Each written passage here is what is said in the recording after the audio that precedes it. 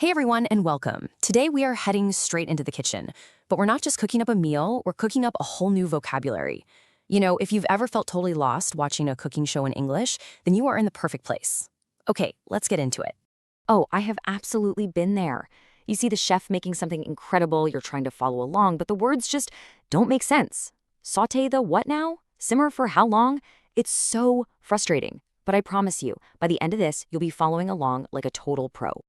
So before you can make any amazing dish, there's a really important first step. In the cooking world, they call it mise en place. It's this great French term that just means everything in its place. It's all about getting organized, having your tools and ingredients ready to go. So let's start by setting up our kitchen. First things first, the chopping board. This is really the unsung hero of every single kitchen. It's where the magic starts, where you turn whole vegetables into the little building blocks of your meal. And believe me, your countertops are going to thank you for using one. And here's exactly how you'd see this in a real recipe. You will chop the onions on the chopping board. See how simple that is? It's direct, it's super clear, and it tells you what to do and where to do it. This is the kind of easy, practical language we're going to master today. Next up, we have the mighty frying pan. This is your absolute go-to for getting that perfect sizzle, that beautiful golden brown color on your food. I mean, from fluffy pancakes for breakfast to a perfectly cooked steak for dinner, this is probably one of the most useful tools you can have. Okay, so let's round out our toolkit with a few other key players. You've got the saucepan. It's deeper than a frying pan, perfect for things like sauces or pasta. The classic wooden spoon, which is great because it won't scratch your pans.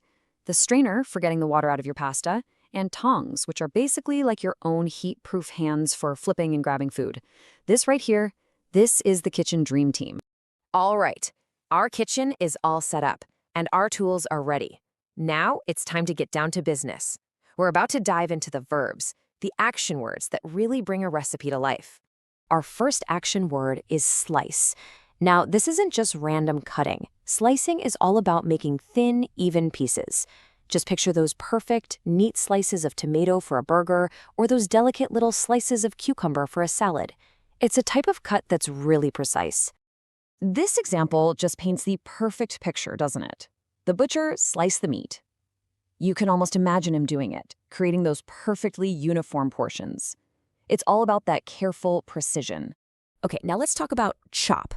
So if slice is like using a surgeon's scalpel, then chop is more like using a lumberjack's axe. It's about cutting something into smaller pieces, but they don't have to be perfect or even. It's less about being precise and more about just getting it done quickly. And here we see it in action. She's not carefully slicing those onions. She's just chopping away, getting them ready for the pan. And hey, speaking of pans, did you notice the word skillet here? That's just another common name for a frying pan. So a little extra vocabulary for you right there. Okay, now this is a spot where people can get a little confused. Bake, roast, and grill, they all use heat, but they are not the same thing. Let's break it down real simple. You bake things that start as a batter or dough, like a cake or bread, in an oven. You roast savory things, also in the oven, like a chicken or vegetables, where you want them to get nice and brown. And grill? Well, that's all about cooking over a direct flame, which gives you those awesome grill marks. This is one of my all-time favorite cooking words, simmer. It's that soft, gentle bubbling you see in a pot of sauce, just below a full boil.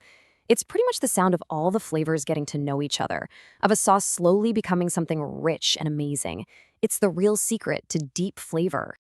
And here's a classic way you'd hear it. I need to simmer the sauce for half an hour. So why so long? Well, because that gentle, steady heat is what gives all the ingredients time to really combine and create a sauce that's way more delicious than its individual parts. When you simmer, patience is key. Fantastic, you've got the tools down, you've got the basic actions. You are totally ready to handle a simple recipe.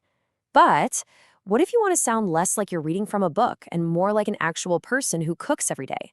Well, it's time to level up and add a little flavor to our language. Welcome to the next level, my friends. Phrasal verbs. You can think of these as little secret code words that native speakers use all the time, especially in the kitchen.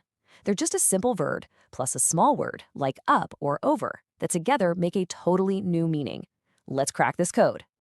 Wow, this slide is a perfect example of how one tiny word can change everything.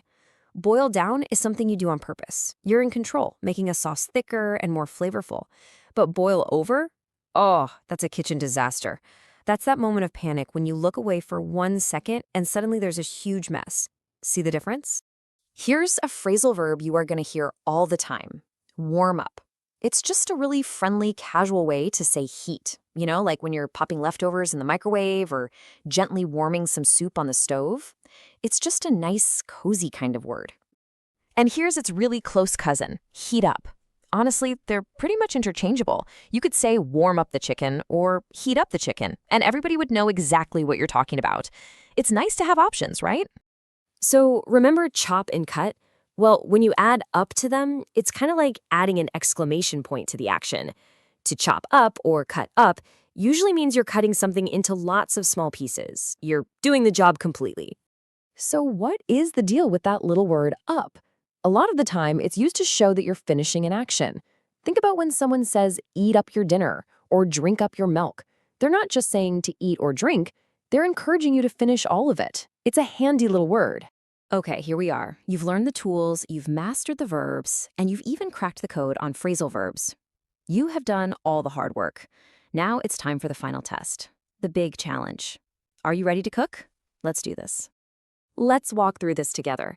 Can you picture each step in your head? First, you slice the carrots into those nice thin rounds.